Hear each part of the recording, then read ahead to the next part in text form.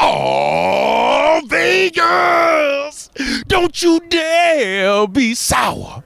Clap for Unlikely with Adrian Hernandez and feel the power.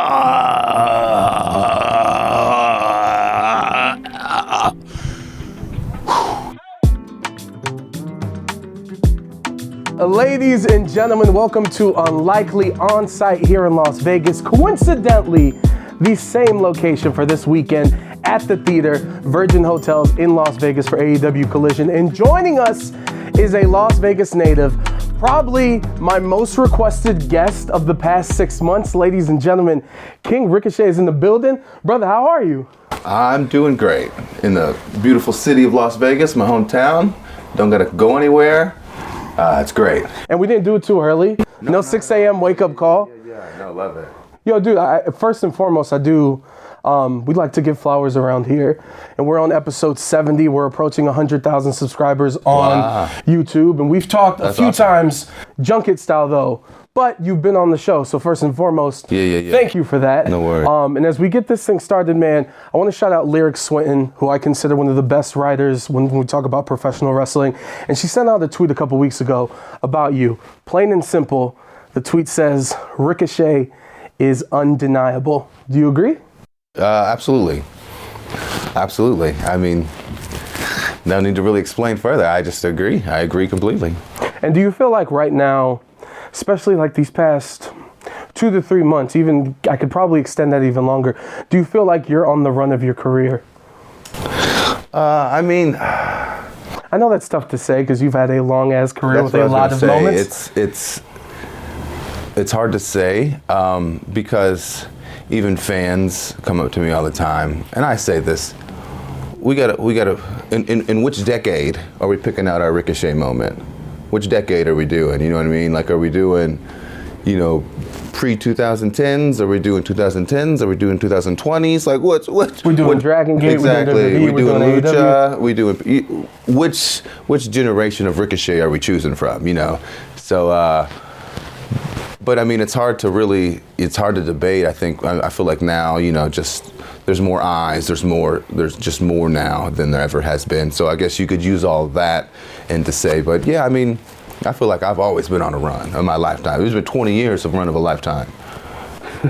Oh, 100%. And obviously, you joining AEW at All In and that debut. I do want to ask you though, those couple months of, we'll call it time off, for a wrestler, I can imagine time off seems like a very strange concept. You guys are doing shows all over the place. How was it having that time off for once? Actually, I just saw, the actor who plays Joey on Friends. I just saw a video of him talking about how he did Friends, and then after he did Friends, he did the show Joey, and then after Joey, he said he took a little vacation. He took some time off, and then he said, that was pretty good. He's like, so he took another little vacation, some more time off. And then he said, that was even better. And so then he just hasn't really done. And I had like 2 or 3 months there where I was just off. And I can tell you that I was definitely made for retirement, for sure. I was made for retirement. I was doing nothing but working out, hanging out with my family, being at home, not having to deal with these dumb idiots online. It was great. But being here, being in AEW and creating something and building something and helping a company, reach different new heights is a great feeling. And as much as I love being at home doing nothing, I love being here, and I love this feeling of creating and building something.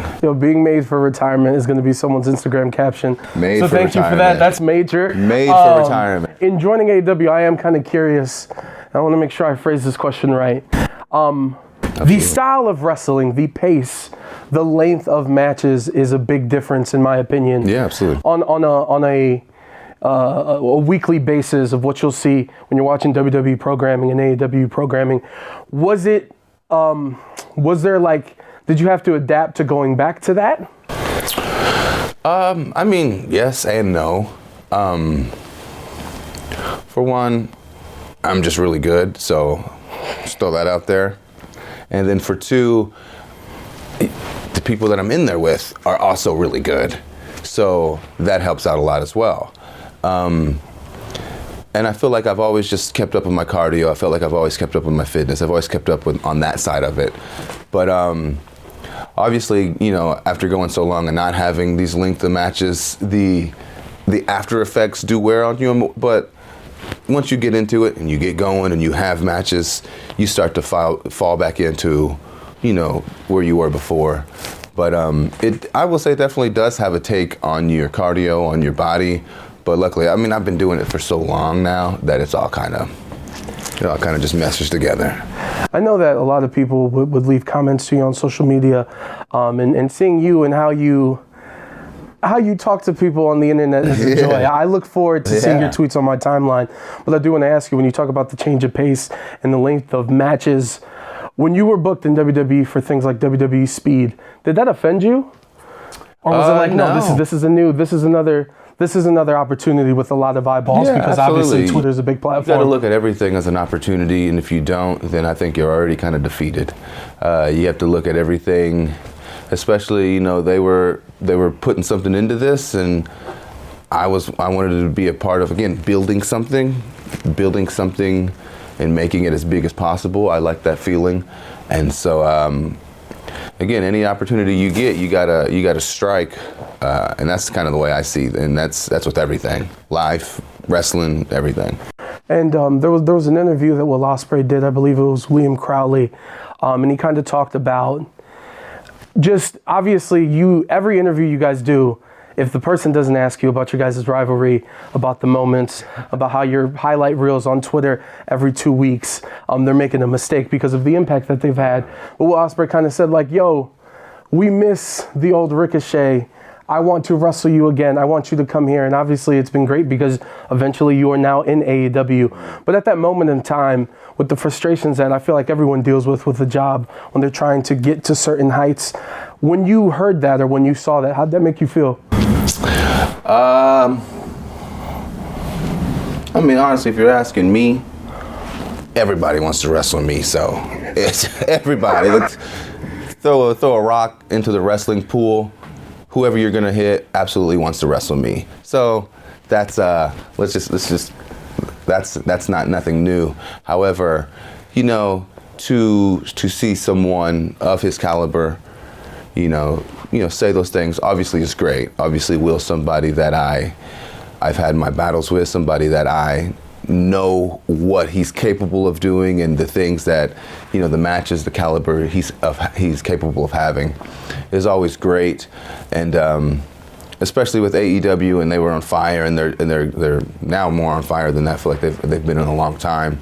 To have him, you know, and not just him, but a lot of people say that they wanted me to be there. Obviously, it feels good.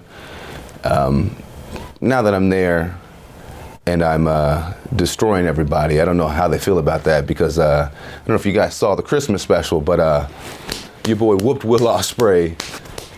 So I don't know if he's really liking those words anymore. He probably wish he wouldn't have. All you're doing is saying facts. All I'm doing is saying facts. We appreciate the truth. When you come on Unlikely, we appreciate the facts. I'm just saying facts. Did y'all watch? Did you watch or not watch? That's all I'm saying. Revolution, you're talking about AEW being on fire. It was funny, I had a couple people hit me up. They're like, hey, Revolution, what's the main event? I'm like, well, depends on what you want. Well, the main event was Swerve and Ricochet. Then everything after that was like... the appetizer. Yeah, it was after. It was like, you know, extra stuff. Yeah, I feel you on that. Well, speaking of that, the dynamics, if I could ask to go behind the scenes a little bit, if I could be so bold, just when you know, hey, there's a cage match, hey, I know Tony Storm and Mariah Ray are probably going to do some crazy shit. Like, how does that work when you're trying to present something and you know that everyone else is bringing their A game? Because I believe Dave Meltzer just gave his review, and there was like 5 different 5-star matches, you being one of them with Swerve. Yeah, I think, and again, AEW, you have so many people who are capable of so many things, but especially for me, what's going to be the most entertaining, crowd entertaining match? You know what I'm saying? Because, you know, we can go in there and we can have a tear down match, obviously. again, me Swerve, me and Kyle, me and Will, me and Kenny, me and whoever. But like now, I like to antagonize a little bit. So anytime that I can get the crowd involved in any way, make them feel a part of the show, even though I'm the show and you're there to watch me. If I can get them to feel like they're a part of the show, then that's great for me. I mean, obviously, you want to have a good match, but I want that interaction and that emotion out of the fans, and I want them, to go home and remember they had the most fun in my match. Even star-wise, Meltzer loves me. Let's be honest. Uncle Meltz, Ricochet fan, but Who isn't? Exactly. And so, if I can, you get the wrestling for sure. We all love that. But if I can be entertaining in any way, that's what I want. I want to be the most entertaining match of the night. Yeah, and you want to make people feel something, and that's certainly what you guys all did on Revolution. Absolutely. Ridiculous pay-per-view. Of course, that's what you will get to see on this Saturday. The Theater, Virgin Hotel. Go get your tickets, AEWTix.com for AEW Collision. May I ask you, sir, about my favorite spot that you've been involved with, sir? Yes, please. Took place in London. As a Hispanic, there's a move called a Spanish fly. If I could go in your head for a half second, because that's what you had, in your decision making, obviously, to me, never been in the ring. I am not the physical caliber as you guys are as premier athletes, but it felt like there was a moment where you guys were off balance. And in that moment, in that half second that you have to decide of, no, we're gonna do this, oh, we can't do this, or we need to do a reset. Like, can you talk me through that? In the moment, I guess, it's, especially in wrestling, you have to rely on your instincts a lot, because sometimes things don't go right. Especially, with what we do, and when you add tables and ladders and all these types of things. So, in those moments, fight or flight reactions. Again, like you said, you have half a second to think about what you want to do. And I feel like most, me, I'm out there. Obviously, you're trying to put on a show for the crowd. And at the same time, I'm holding on to Logan Paul, and we going, bro. You slip, I slip, it don't matter. We going. But then after that, like, he met me afterwards, and we got in a little fight. They got it on camera. But in that moment, it's fight or flight. And I'm the one going backwards anyways. You know what I'm saying? I'm going backwards. So it's just one of those things where you have to take control of the situation. And I'm comfortable in my abilities and my instincts. And despite what you think of Logan, despite his attitude, what you think of all of that, the man is a first-class athlete. The man is a stud when it comes to just being, a physical performer. So I knew he had it. It's trust, but also let's just go. Let's go. It's a hell of a moment, and even this question might seem silly because I don't feel like if you hesitate, you shouldn't be doing the move. Yeah, right? Yeah, true, absolutely. Is there a specific spot where you're like, oh, I don't know about this, but let's try? Or no, me because specifically, safety first. I'm pretty crazy, so. The highlight reel is intense. So I'm wondering if there's one. I'm gonna slap you in the face and say, let's go. If I don't want to do it, I'm slapping you and we moving on. That's what's happening. There it is. Are you ready to close this out with the speed round, my sir? Always ready. All right, well, let's do this. Speed champion over here. Well done. That's how I should have formatted the questions, but that's why he's the pro. Your drip. You came in here, you got the dress shirt, you got the blazer. Sometimes I think on Dynamite you had the fitted. Like, can you talk me through the drip? Because it's a point of conversation every time we see you on Dynamite. I'm fresh, brother. Fresh till I DIE, you know what I'm saying? You got to present yourself, and that's everybody. You present yourself how you want to be presented.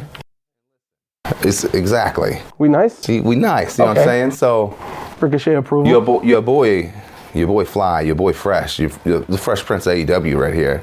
So why not show that to the world. Besides, who's cooler than the Fresh Prince? Who's cooler? Nobody. There it is. There will be a Will Smith question coming up here in a second. When it comes to your moment where you tease the crowd, you played Swerve's house. I don't tease the crowd. They tease me. I give it back. And then they're like, oh, what's wrong with you? No, what's wrong with you? You started it. How did it feel to, Yeah, they started it. So I'm going to finish it. Whose idea was it to do that? My idea. It's my house. What do you think of the newest member of AEW, Speedball Mike Bailey? I think he's got a great face for slapping.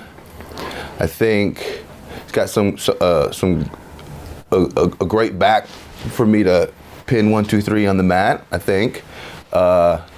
So he's got a great jaw for me to knock off. He's really good at kicks for me to duck and dodge out the way of, because I'm fast. Karate Kid vibes. Real fast. If he's LaRusso, I'll be Johnny Lawrence, because if you go back and you watch the movie, you'll see that Daniel LaRusso was the bad guy the whole movie, instigating fights, shoving them, doing stuff. Johnny was just fighting back to LaRusso's bulliness. Go back and watch it. LaRusso was a bully. There it is again. Hasn't lied once in this interview. You are in the International Eliminator Championship Tournament. If you end up winning this, exactly. I'm proud that I said it correctly the first time. Kenny Omega is obviously now the new international champion. Yes. You've had your moments with him, I believe, 2017, PWG, if I had that correctly. And then I know you'll make sure that I was right in the comments, or if I was wrong. To have that match, that possibility in AEW, when you decided to finally join AEW, was that the top of all the possibilities of dream matches on that stage? I mean, obviously, but I mean, like you said, I already wrestled Kenny. I already wrestled him, beat him, went on to win the whole tournament that night. You know what I'm saying? So I get the best bout machine.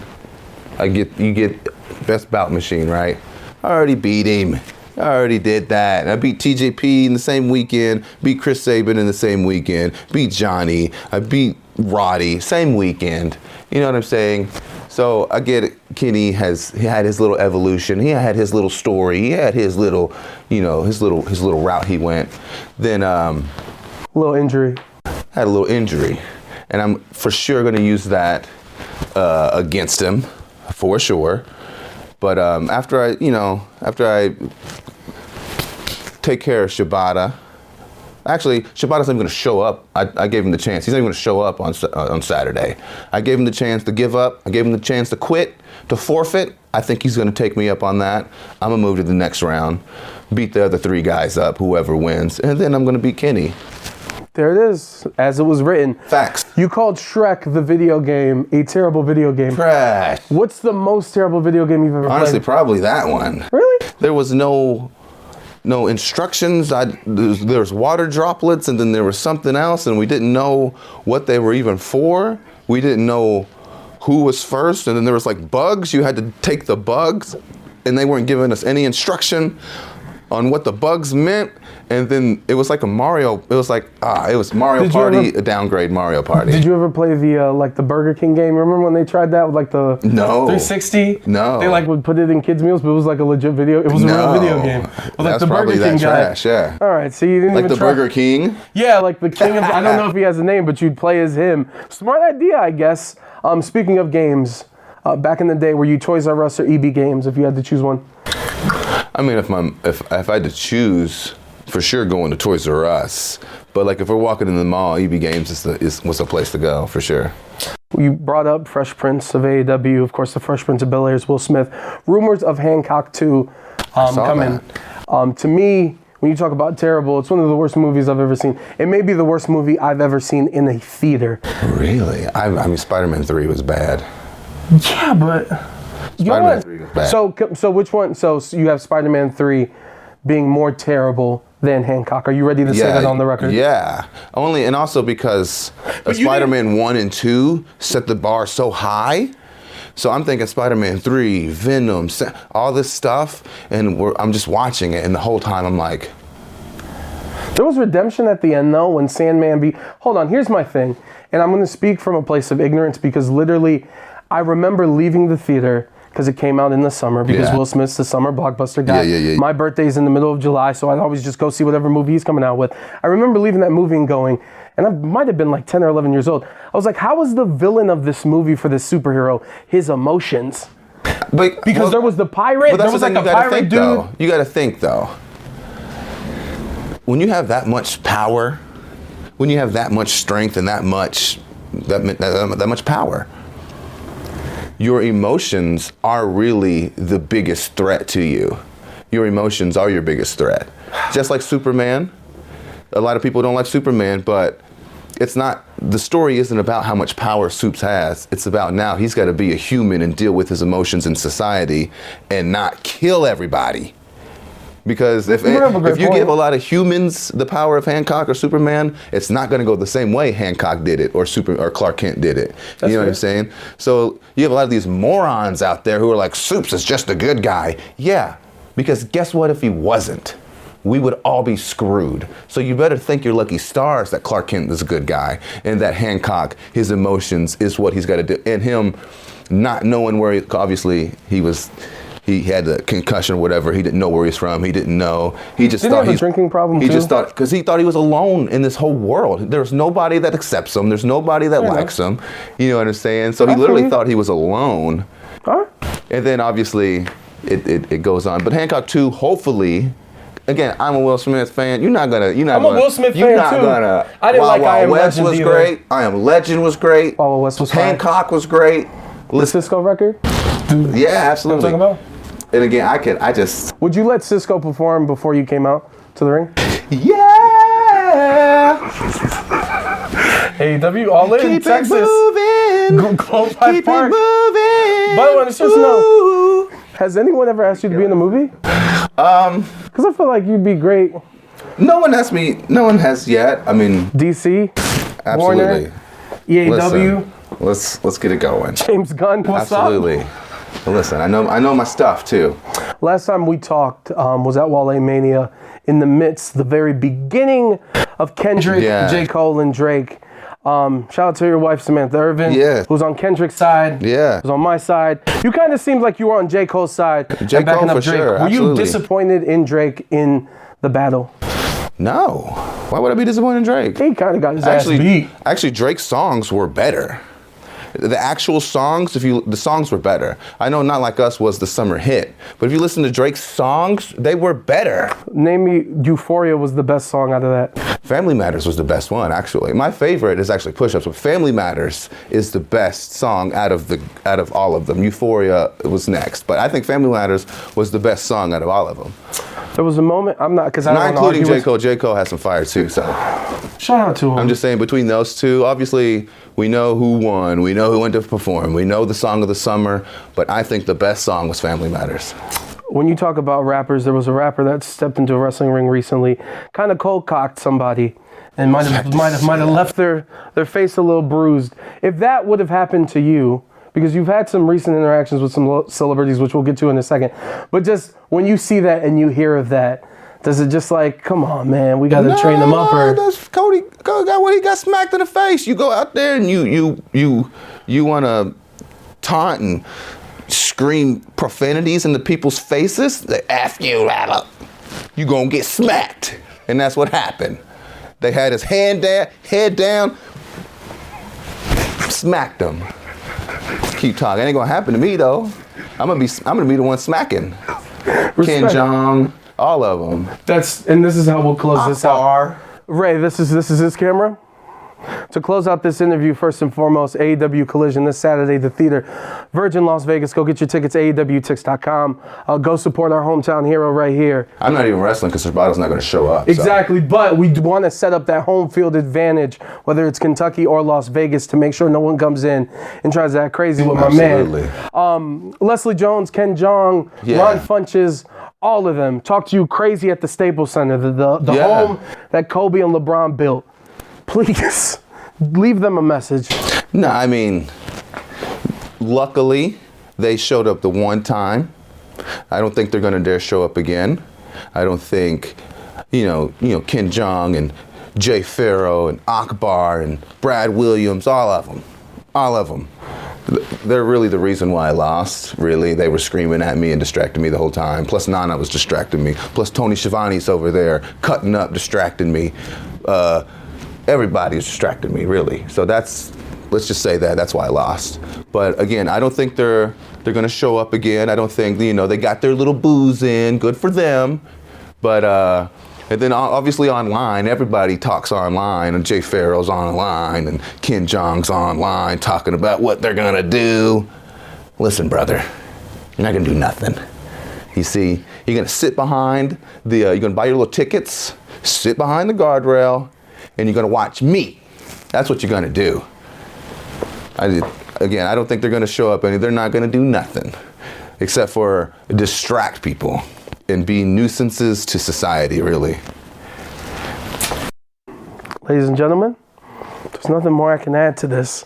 Unlikely with Ricochet is finished. We'll see you at Virgin Hotels on Saturday for AEW Collision. Aha!